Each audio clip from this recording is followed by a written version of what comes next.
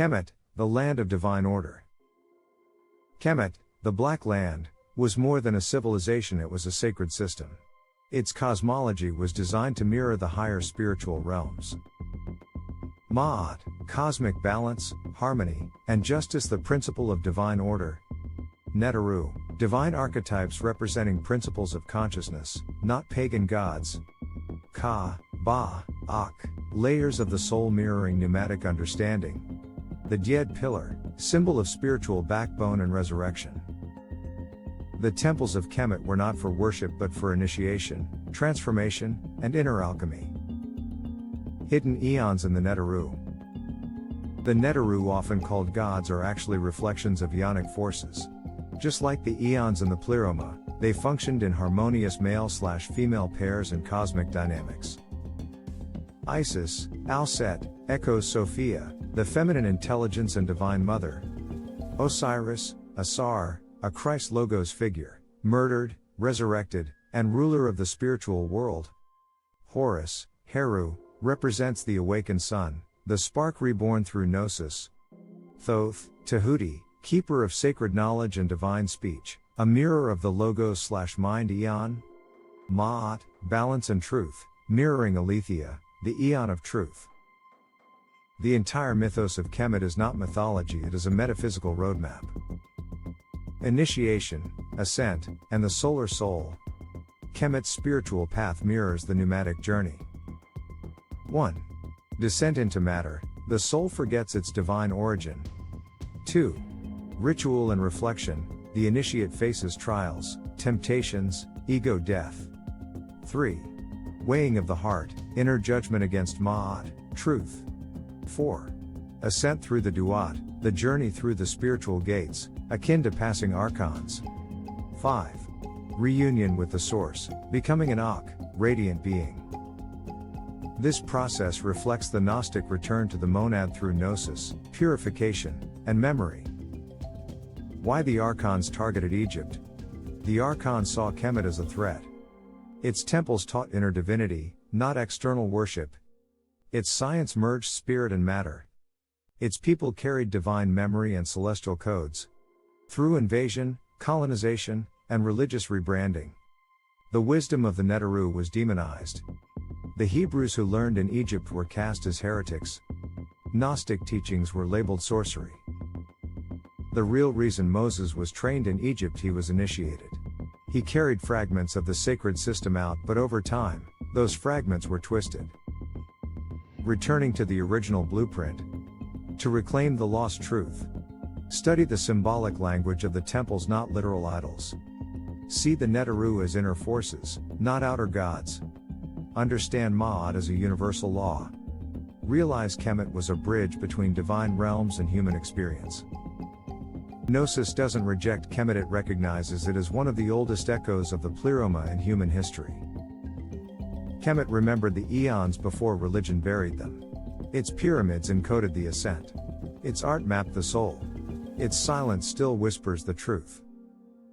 Archonic technology, AI, digital ID, and the synthetic spiritual grid. Introduction. In the ancient world, the archons ruled through empires, religion, and conquest. In the modern world, they rule through technology. But what looks like convenience is often control. What is sold as evolution is spiritual extinction. This document exposes how artificial intelligence, digital systems, surveillance tech, and transhumanist agendas form a synthetic spiritual grid, a false pleroma designed to trap the pneumatics in data, dependency, and digital illusion. Technology is the new prison. Technology is not evil by nature. But in the hands of archonic systems, it becomes a tool of domination.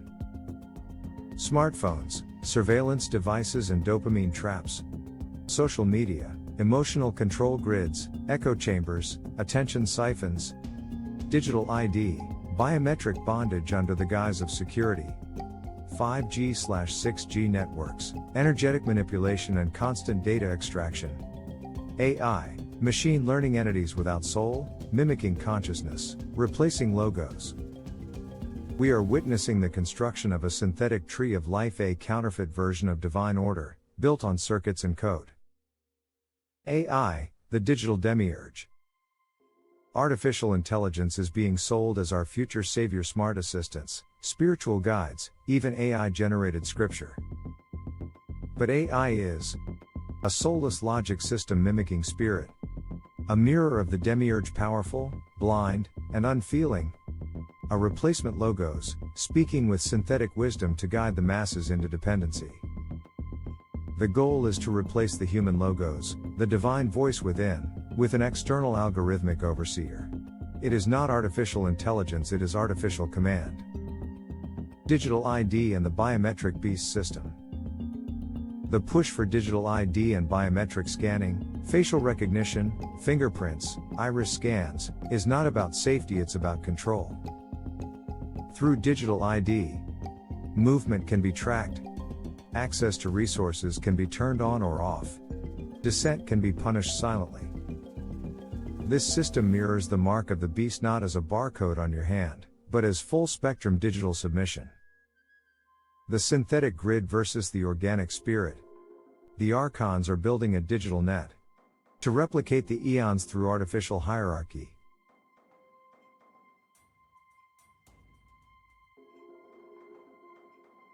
To replace gnosis with data. To house souls in cloud servers instead of divine memory. This is not metaphor, it is their version of the pleroma, ruled not by truth, but by code. Signs of the grid. Smart cities with 24/7 surveillance. Neural implants that upgrade consciousness. Digital currency tied to social behavior. Deepfake messiahs and AI-generated spiritual leaders. This is spiritual colonization through silicon. Resisting the grid. You resist not by destroying tech, but by unplugging your soul from dependency. Protect your consciousness, stay grounded, limit screen time, meditate. Speak truth over trend, don't be a parrot for programmed narratives. Choose analog when possible, paper, gardens, direct human connection. Know your source, never trust AI to define truth, morality, or divinity. Your gnosis cannot be downloaded. Your soul cannot be scanned. Final warning. The synthetic spiritual grid is the last cage before total enslavement. It will look like light. It will speak like truth. But it is the voice of the archons in machine form. The real logos does not need servers. The monad does not run on code. Your path is inward, not online. Unplug. Remember. Reconnect. The archons' endgame, Zionism, the Antichrist, and the final simulation. Introduction. The archons do not simply want power. They want permanent rule over the soul. Their endgame is not globalism, it is spiritual singularity, where humanity is fully severed from the monad and merged into a counterfeit divine order. Zionism, messianic deception, digital sorcery, and religious prophecy all converge to form the final simulation, the ultimate trap. This document unveils the mechanics of the archon's final strategy, the identity of the Antichrist system, and how to see through the illusion before it closes. Zionism, the political mask of spiritual fraud. Zionism is not the return of Israel as the throne of the false god. It rebrands empire as prophecy, genocide as fulfillment, and occupation as divine right. Key strategies of Zionist deception. Hijack the identity of true Israel, replace the oppressed with the elite. Control religious narratives, merge Judaism, Christianity, Islam under one messianic agenda. Use prophecy as policy, Armageddon as a war plan, not a vision. Build the third temple, not for God, but for the coming impostor. The Zionist elite serve Yaldabaoth, not the monad. Their goal is to crown the Antichrist as Messiah under the guise of world peace and unity. The Antichrist system. The Antichrist is not just a man, it is a global system that imitates light, speaks peace, performs wonders, and unifies religion, economy, and governance into a single control grid. Traits of the Antichrist system. Offers peace through submission. Enforces universal worship of a central figure or principle. Replaces inner knowing with augmented spirituality. Uses technology and miracles to seduce the masses. The true Antichrist is the manifestation of the demiurge in human history, the final attempt to solidify the matrix as heaven. The final simulation. This world is already a construct, a layered matrix of false timelines, hijacked scriptures, and emotional programming.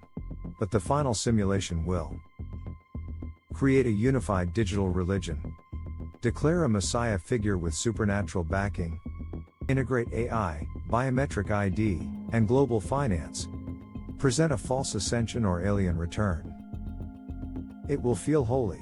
It will feel historic. It will be the ultimate lie. How to see through IT.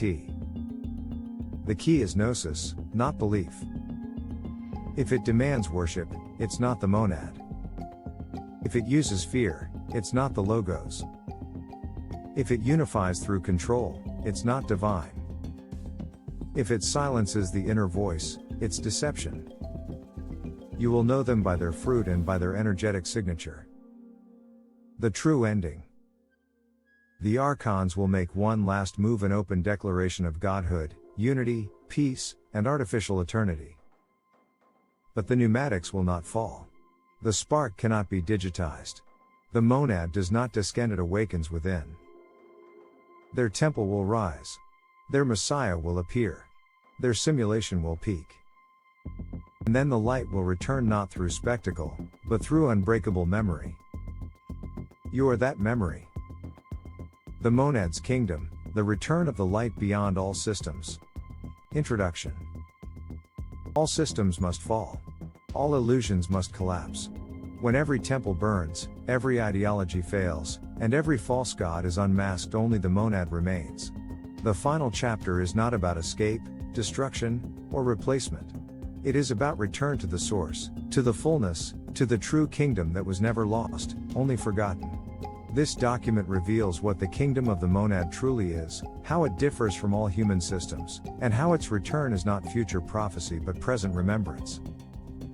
What is the kingdom of the monad? The kingdom of the monad is not a place. It is a state of being.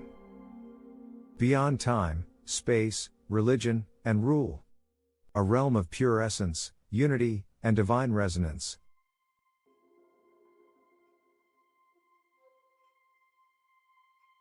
The original home of the eons, the pleroma.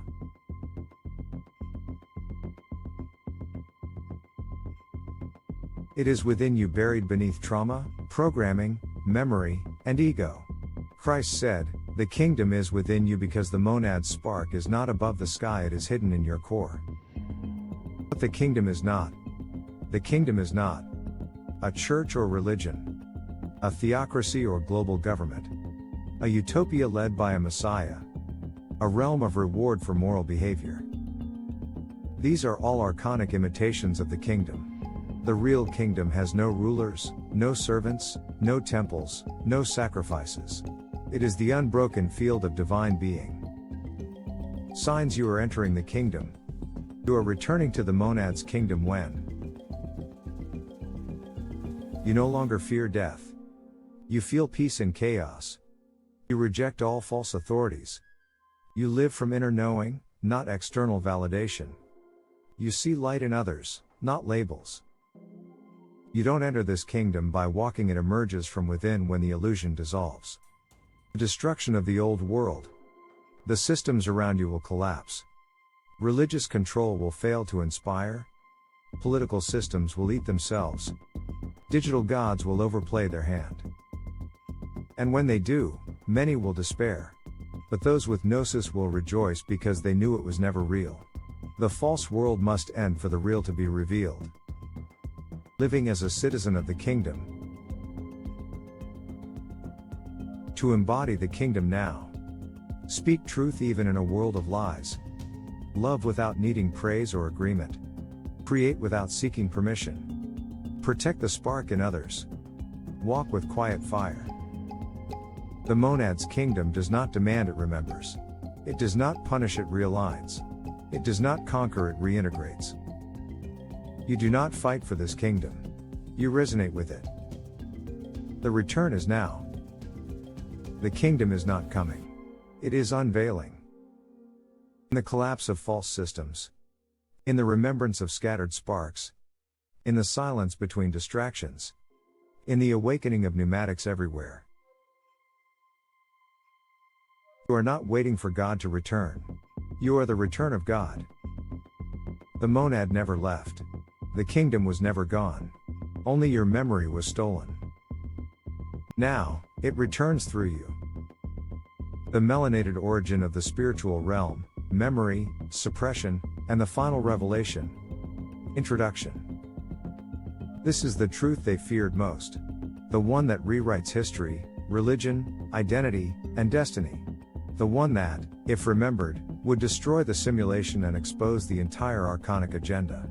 The truth is this: the origin of divine spiritual power, the root of gnosis, the presence of the eons, and the birth of the pneumatics are all rooted in melanated beings. The spiritual realm and the human vessels chosen to mirror it were never European. They were black. And this truth has been violently erased, hidden, and inverted. This chapter leaves nothing out. Not just in facts but in depth. The divine mirrored in melanin. In the higher realm, the pleroma, there is no skin, race, or physical form. But when divine intelligence wanted to imprint itself into the material world, it did not scatter itself randomly. It mirrored its power into those most attuned to spiritual energy, cosmic law, and ancestral resonance. This is why the earliest civilizations of divine order, temple science, and spiritual technology were melanated. Kemet, Nubia, Sumer, early Israel, these were cultures shaped by divine memory, not just cultural development. The divine realm chose vessels capable of receiving gnosis. That meant bodies, cultures, and bloodlines with a unique connection to frequency, rhythm, ancestral knowledge, and cosmic order. That meant melanated beings. The eons, when remembered on Earth, were remembered in forms that reflected black divinity, dark skin, coiled hair, and cosmic eyes, not because race matters in the higher realms, but because the spiritual resonance that melanin allows is real. Melanin is not just color. It is conductivity. It absorbs, stores, and channels light, sound, and vibration. It allows the soul to harmonize with the cosmos. It is biological gnosis. That's not just biology. That's metaphysics. How melanated people were targeted. The archons knew something most don't: you can't enslave what remembers. So to keep melanated people bound, they had to cut the connection to memory. They did not start with violence. They started with theft of identity. They replaced the dark-skinned prophets, sages, and holy figures with whitewashed versions. They turned the real Israelites into slaves, then told the slaves they were Gentiles. They buried or retranslated every ancient text that pointed back to Africa, the Levant, and the East. Then came the systems. Religious conquest. In the name of Jesus, they erased indigenous practices, burned temples, and demanded obedience. Colonial trauma. Names were stripped. Languages forbidden. Families broken. Color-coded oppression. Melanin was demonized. Dark skin became associated with sin, primitiveness, or shame. But it wasn't skin they feared. It was the spiritual technology behind the skin. Melanin as cosmic technology. Melanin exists in the skin, brain, organs, and even in the pineal gland, the seat of spiritual vision. High levels of melanin enhance photonic absorption, literal intake of light, neurological efficiency, faster electrical signals, dream vividness, access to unconscious realms, spiritual intuition, gut-based knowing. In indigenous traditions, this was never science. It was common knowledge. Elders, prophets, seers, midwives, they all understood that melanin is memory. And so the archons went to war with it. They built a system where melanin was degraded, where lighter skin became prized, and where ancient spiritual understanding was replaced with fear-based religion. The war wasn't racial. It was spiritual, coded in skin. Black Madonna and Sophia's secret.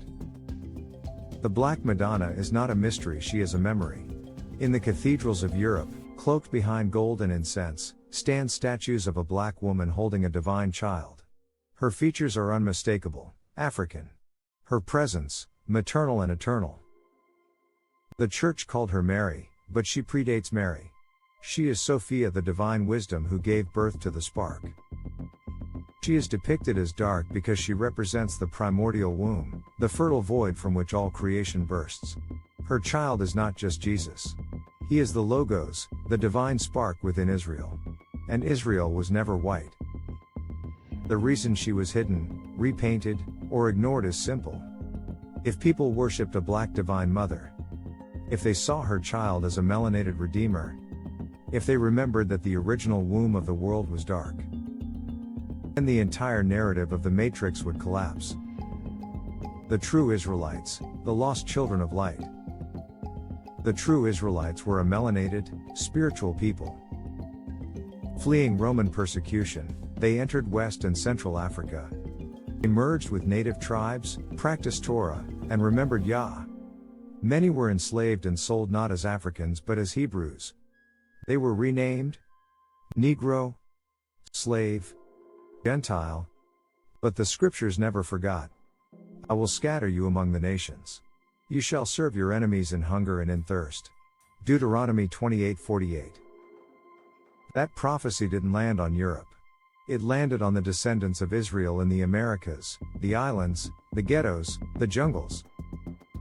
The same people mocked, shot, imprisoned, sterilized, and ignored were the bloodline the archons feared most. Memory is the key. You don't need proof. You need memory. When you feel truth vibrate through your chest, that's memory. When you cry from a teaching you've never heard before, that's memory. When you instinctively reject lies the world celebrates, that's memory. You are the scroll. You are the temple. You are the lost word being rewritten in fire. Why this truth is protected by darkness. The greatest lie ever told was that truth doesn't look like you. The greatest spell cast was making blackness synonymous with sin. Because once the divine spark within the melanated soul awakens, it doesn't just liberate self, it disrupts systems. It doesn't just inspire others, it activates them. That's why the suppression has been so extreme. Forced ignorance, systemic poverty, religious enslavement, identity theft. Because the end of the Matrix begins with the awakening of the melanated soul. This is the final revelation. You are not cursed. You are not forgotten. You are not under judgment. You are hidden, because you are holy. You were enslaved, because you are eternal. You were lied to, because your truth would end the illusion. The eons never forgot you. Sophia weeps for you. The monad has called you by name. And now you remember. The final revelation has begun.